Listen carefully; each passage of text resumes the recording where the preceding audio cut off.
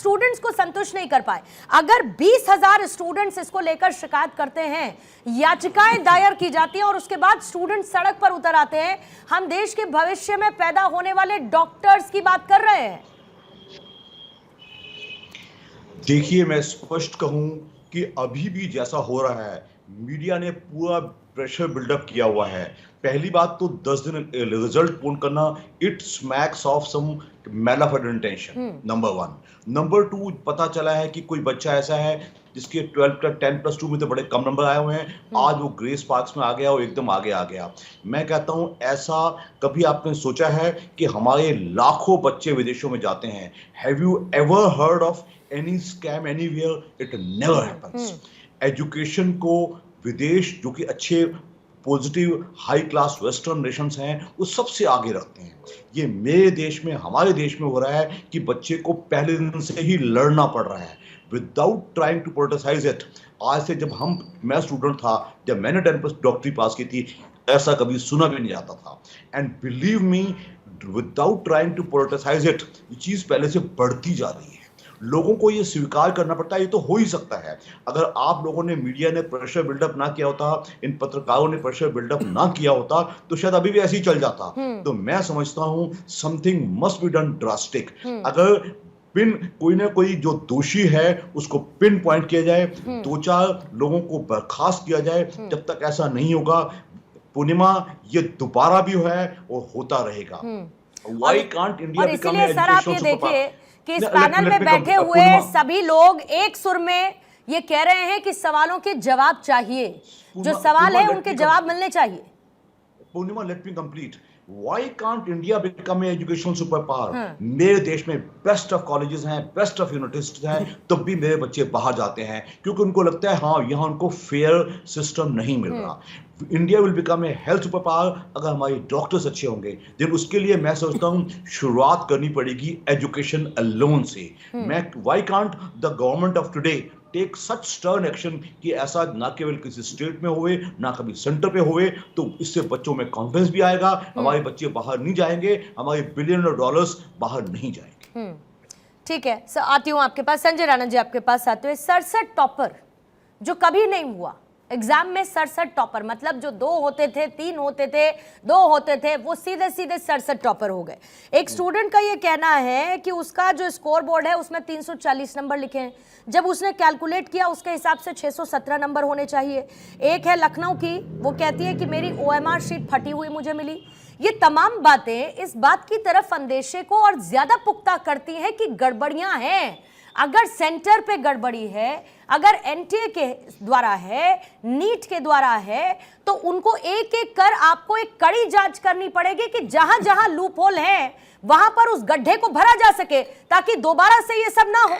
बिल्कुल पूर्णिमा, देखिए ऐसा कांग्रेस के प्रवक्ता मुझे स्क्रीन पे दिख नहीं रहे हैं, लेकिन ये बहुत अच्छी बात आपने बोली थी कि ये सामाजिक लड़ाई है, कोई पॉलिटिकल लड़ाई नहीं है, क्योंकि समाज में हम सब रहते हैं और समाज के अगर खराब होगा तो देश खराब होता है, लेकिन उसको पॉलिटिकल मुद्दा बनाया जाने की कोशिश की जा रही थी। देखिए, हमारे दीपक भाई बड़े अच्छे मित्र है, लेकिन इनको थोड़ा सा मैं आईना दिखा देता हूँ।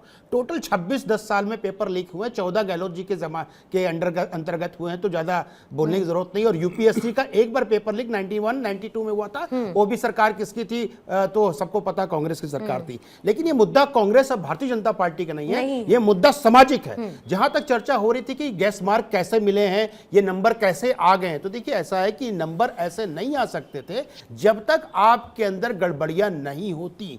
तो गड़बड़ियां होती रही हैं, हो रही थी, और मुझे बड़ा ताजुब हो रहा है जो हमारे शिक्षा मंत्री का जो बयान आया है, ये दुर्भाग्यपूर्ण है। क्लीन चिट दे दी पहले ही, क्लीन चिट। मैं दुर्भाग्यपूर्ण इसलिए बोल रहा हूं, 12 तारीख को हाई कोर्ट ने जजमेंट दिया है, गुजरात हाई कोर्ट ने सूरत के केस पे, जो 12 मई को था, तो आप क्लीन चिट कैसे दे सकते हैं? इसमें उन्होंने सेंट्रल हाईजैक की बात की, यानी सेंटर को ही हाईजैक कर लिया गया।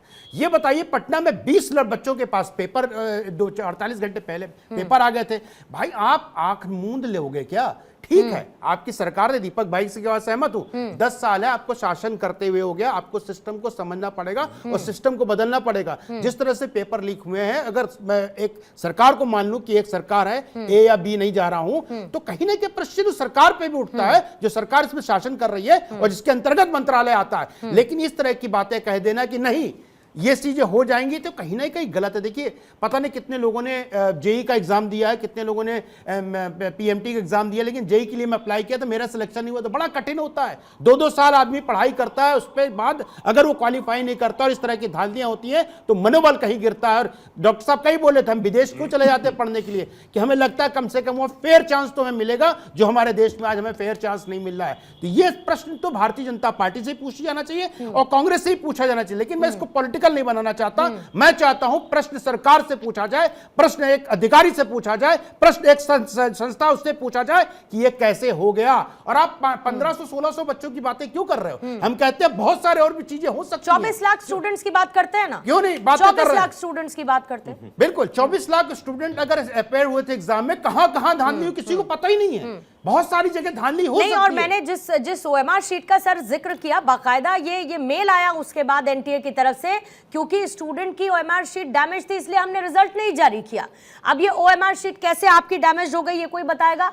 एक ने विपिन जी अपने एक स्टूडेंट की दो शीट्स जारी की रिजल्ट की, जिसमें 12वीं में फेल है लेकिन नीट में टॉपर है। मैं ये नहीं कहती कि कोई कर नहीं सकता, जाहिर है कि मेहनत की होगी बच्ची ने, मैं I am not saying it, लेकिन मेरा कहने का मतलब ये है कि कहीं से तो आपको ये समझना पड़ेगा कि हो क्या रहा है।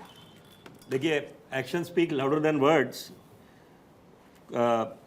मुझे ऐसा 15 वर्ष पहले मैं अंग्रेजी अखबार के लिए लिखा करता था, तो मैंने वहाँ पर एक जो ये IMA, OTA, NDA उस पर मैंने लिखा था। तो देखिए एक बात बड़ी अच्छी होती है जिससे प्रेरणा लेनी चाहिए अलग अलग जो एग्जामिनेशन कंडक्टिंग जो एजेंसीज हैं उनसे। तो यहाँ पर उस पर मैंने ये लिखा, जब मैंने खुद रिसर्च करी, पत्रकार रिसर्च करने के बाद ही कोई लेख लिखते हैं या आगे बढ़ते हैं, तो यहाँ पर उसमें ये मैंने पाया कि ये बिल्कुल एक फुल प्रूफ, लैकुने इसमें किसी तरह का नहीं है। लेकिन यहाँ पर अगर नीट एग्जाम में जो NTA कराता है उसमें अगर ऐसी धांधलीबाजी हो रही है और बच्चों के भविष्य के साथ खिलवाड़ हो रहा है, मुझे लगता है, क्योंकि जब शिक्षा मंत्री बिल्कुल क्लीन चिट दे रहे हैं, जबकि यहां पर उनका दायित्व बनता है कि वो पारदर्शिता की बात करें, सख्त कार्रवाई की बात करें और साथ में बोले कि पहले जांच चल रही है, पहले ही आप एकाएक ऑल ऑफ अ सडन। जबकि